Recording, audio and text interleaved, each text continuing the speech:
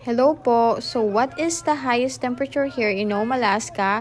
Well, normally we have between 60 to 65 degree Fahrenheit, which is 15 to 18 degrees Celsius. Minsan mas mataas siya, pero minsan lang yun mangyari. Masaya na ako kapag umabot ng 70 degree, pero minsan lang talaga, guys.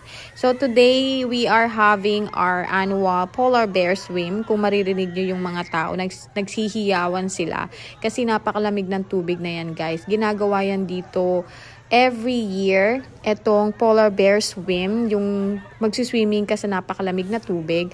Ang water temperature pala is 40 degree Fahrenheit or 4 degrees Celsius. Imagine nyo yan, guys. Ang lamig-lamig niya. Naalala nyo ba yung ice bucket challenge dati? Kaparehas din siya, guys.